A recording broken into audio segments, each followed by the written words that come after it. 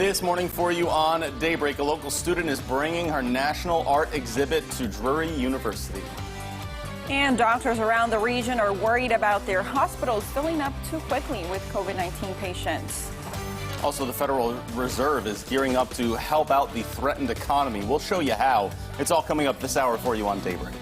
Good morning, and thanks for starting your day with us. Today is Friday, November 6th. I'm Jennifer Abreu. And I'm Joe Morano. A lot to get to over the course of this next hour. All that news, plus we got the movie news. Chris joins us this morning, too. Oh, yes, we do. And there's lots of new stuff to watch. There's a movie coming out today, in fact, and we'll get all of those details for you in a few minutes. All right. First off, though, we need to get our forecast first with meteorologist Beth Finello, who's in this morning. And Beth's making a lot of friends these last few days with all the good news she's bringing us, right? Everybody just seems to like me this week. That's all I'm saying.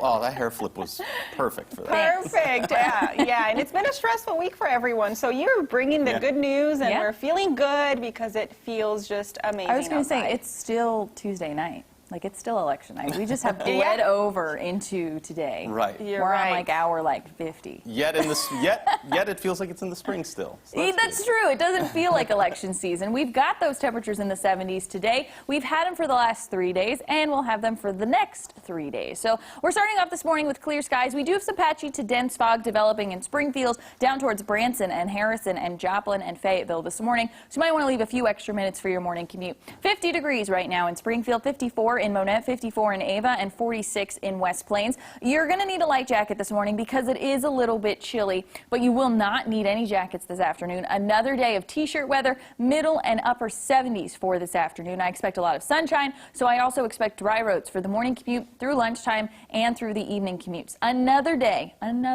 of an A-plus day. Look at this Friday, 75, plenty of sunshine, lots of sunshine. I mean, you cannot beat it for this time of year. Here's what you need to grab before you go: a light jacket, your sunglasses, and of course, don't forget your mask, your phone, your keys, and your wallet as you're heading out the door on this fabulous Friday. We'll have mild and breezy conditions this weekend. We have rain chances to talk about for next week. I have that, some cooler temperatures, and your Veterans Day forecast coming up in just 10 minutes. All right, Beth, thank you. We're starting with some breaking news this morning. Springfield police say one person was killed in a motorcycle accident. It happened on Chestnut Expressway, almost underneath the U.S. Highway 65 bridge, shortly after 3. The bike was the only vehicle involved in this crash. Details into what caused it are still under investigation. Family has not been notified as of now, so the name of the victim has not been released. New for you this morning, one Drury University student is hoping to connect the Springfield community through the arts. Color 10's Nigel McDonald is live on Drury's campus this morning to show us exactly how that's going to happen. Nigel, good morning. Yeah, Joe, well, good morning. Her name is Nikki Pastor, and she's responsible for bringing a national art exhibit called Race in America to her campus.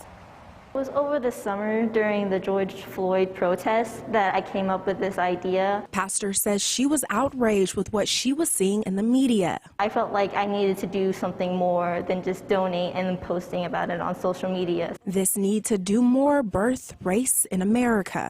This is something that our campus needs because the minority population here is very small, but yet we're still a big part of this campus and our voice is important, and I wanted to bring that here. Pastor's exhibit features artists from Springfield and other cities across the country, like Los Angeles and Fort Worth. It's their stories. All of these pictures and paintings, it's all their stories, and it's stories that we need to hear, it's stories that we need to learn from, and stories that we need to pass down. Stories Drury's Director of Diversity, Rosalind Thomas, says are powerful. When students of color see this kind of work from different artists around the United States, it brings a particular kind of pride, I think, to know that there are folks out there that look just like them that can produce this kind of work. The exhibit offers an opportunity for perceptions and stereotypes of minorities to be changed. Having students like Nikki come forward with,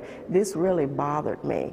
I have too many friends in this area, friends of color, who I know this is very disturbing to. So instead of just thinking about it, she actually put her thoughts into action. Well, the exhibit will begin this evening at 5 p.m. and will be on display until November 25th. Now, as always, you can visit our website at ozarksfirst.com to learn more information about the exhibit. Reporting live in Springfield, Nigel McDonald, Ozarks First.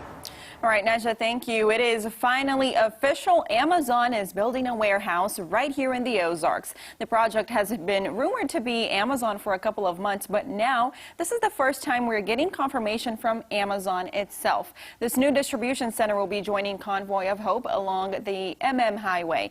Amazon will also be expanding Highway to allow for more traffic. And more development is also expected there in that area, like fast food, transportation, and housing. The building will be 25 acres under roof with about 1 million square feet. Amazon says the center will create more than 500 full-time jobs in Republic, something Republic City Manager David Cameron says he is excited to see. Adding more jobs is always going to be a benefit to the community, but also the impact of those jobs to the economy. So basically, you take someone's salary and their wages, they say that dollar turns over 7 times in the local economy. And so when you consider that, that's a major investment, again, not only into Republic, but also into our local economy and state economy. The distribution center is expected to be completed and operational before the end of next year.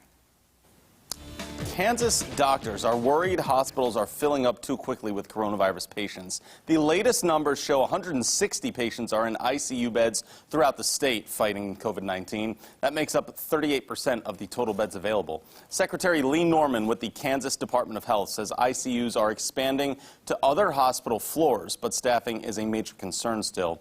Norman says rising case numbers worry him and the trend could continue. If I had one goal, it would be for hospital executive leadership every day to call the elected leaders in their community, the mayors, the county commissioners, and the like, and say, you realize we're going to get overrun, don't you? Why aren't you doing more as a local leader to decrease the demand for our hospital beds, because you can do something about it. Now, he also adds this isn't a problem for every hospital. He's just especially concerned for certain counties in the Kansas area. A St. Charles polling place worker has died after testing positive for COVID-19. This person did not quarantine after testing positive. It is unclear if the person spread the virus while working on November 3rd, but election officials don't believe that 1,800 voters are in danger of contracting the virus. The poll worker was a supervisor whose duties don't typically include working closely with voters or handling equipment. Election workers were mandated to wear safety equipment at all times. Temperatures right now are in the 40s and 50s, so it's a little chilly out there, but we are back in the 70s by this afternoon, and we're going to keep the 70s for this weekend before rain chances and cooler conditions move in next week. We'll do that right after the break. Don't go anywhere.